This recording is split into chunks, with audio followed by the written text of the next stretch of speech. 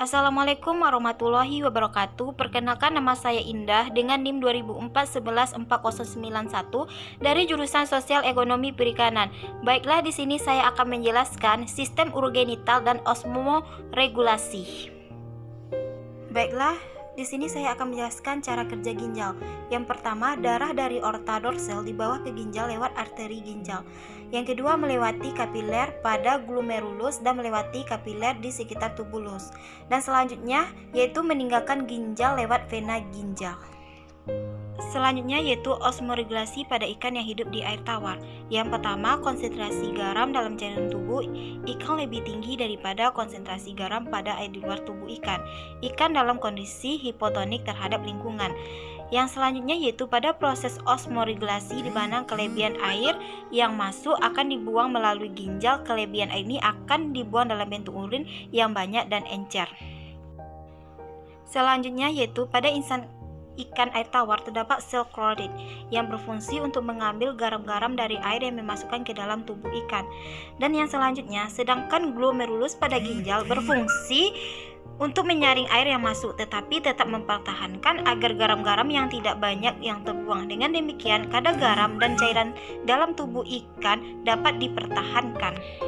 Selanjutnya yaitu osmoregulasi pada ikan yang hidup di air laut.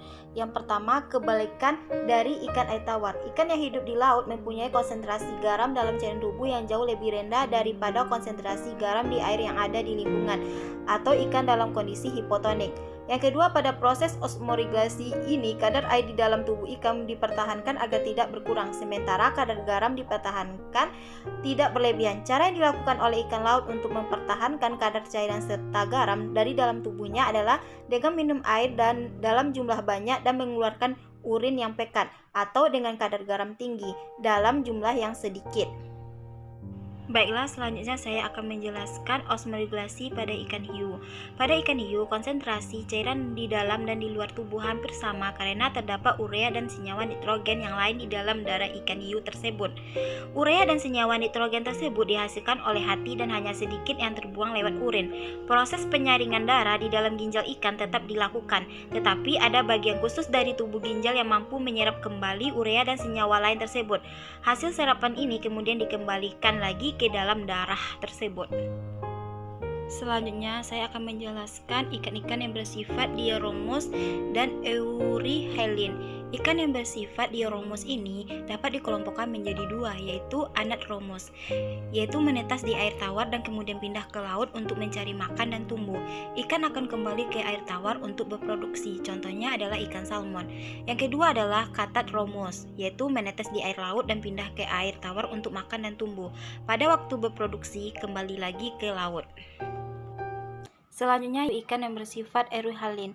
Ikan mampu berpindah dari lingkungan laut ke air tawar atau sebaliknya. Ikan jenis ini mempunyai toleransi yang sangat besar terhadap perubahan salinitas lingkungannya. Biasanya, ikan mampu menyesuaikan mekanisme osmoregulasi dengan cepat, yang sesuai dengan kecepatan mereka dalam berpindah habitat. Semakin cepat ikan berpindah dari lingkungan satu ke lingkungan lainnya, semakin cepat pula ikan itu beradaptasi terhadap lingkungan barunya.